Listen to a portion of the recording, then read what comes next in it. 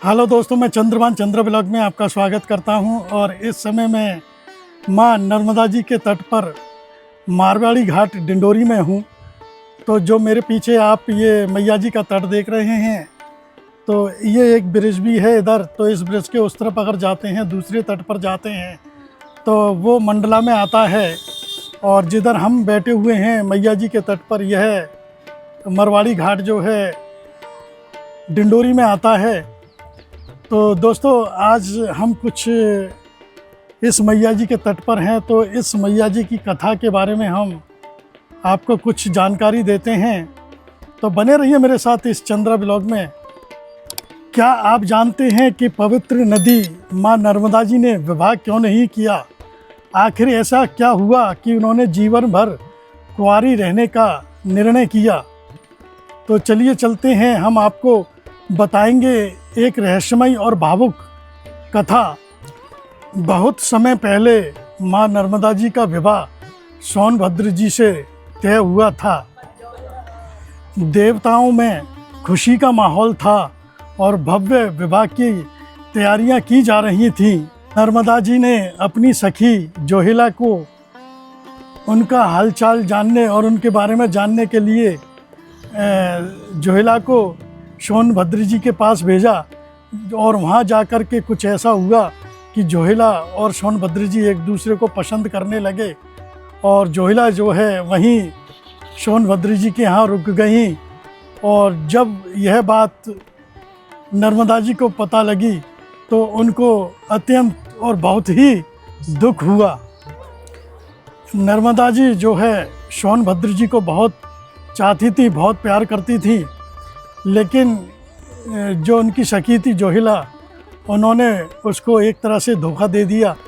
तो मां नर्मदा जी का बहुत दिल टूटा और इसी वियोग में मां नर्मदा जी आज तक कुंवारी हैं।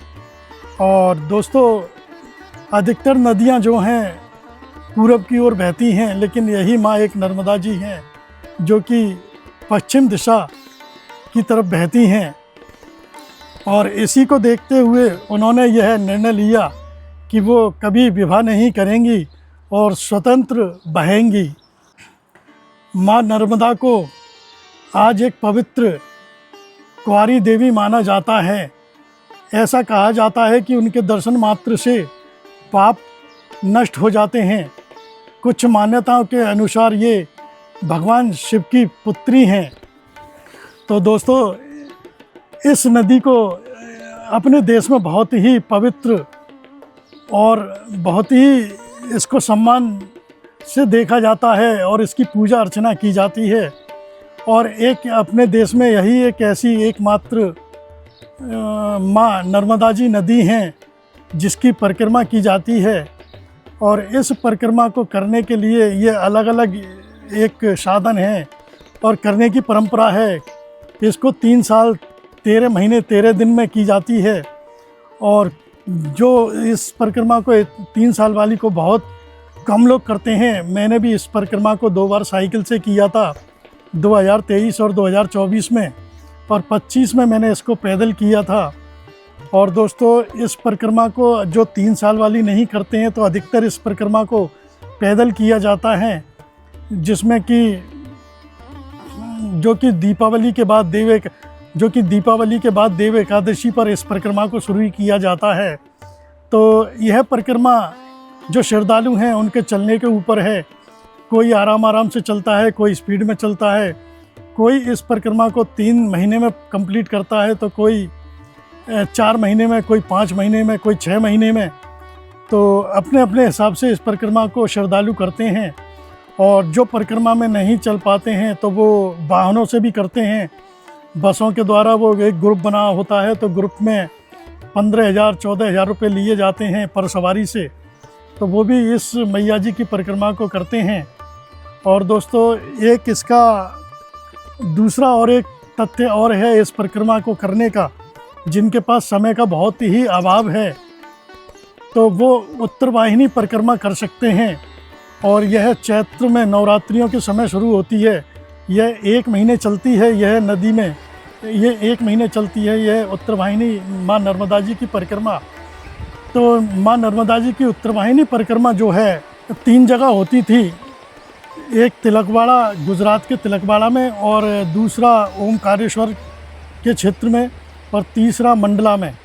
तो दोस्तों जो ओमकारेश्वर में होती थी तो वो इस समय बंद हो चुकी है, क्योंकि वहाँ जो ओमकारेश्वर डैम होने की वजह से इस देश का सबसे बड़ा जलाशय है इंद्र सागर डैम के पास, तो उसकी वजह से वो बंद हो चुकी है।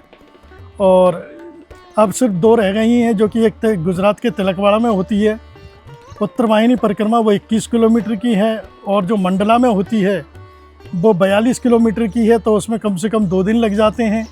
जो बड़े बड़े आराम से करने वाले हैं वो उनको 3 दिन लग जाते हैं।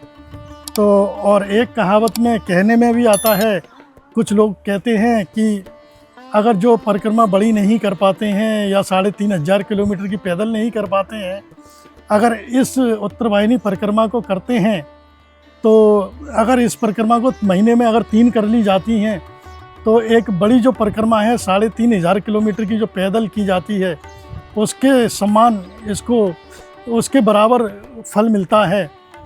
तो दोस्तों यह माँ नर्मदा जी की जो मैंने आपको कथा बतलाई।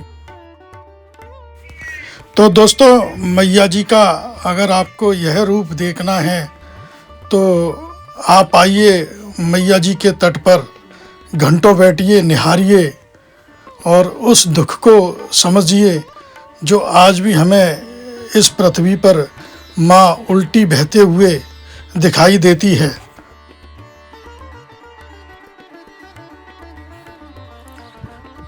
अगर आपको यह अद्भुत कथा पसंद आई हो तो वीडियो को लाइक करें, शेयर करें, सब्सक्राइब करें और कमेंट में लिखें नर्मदे हर। तो दोस्तों मैं अब आपसे विदा लेता हूँ। नर्मदे हर।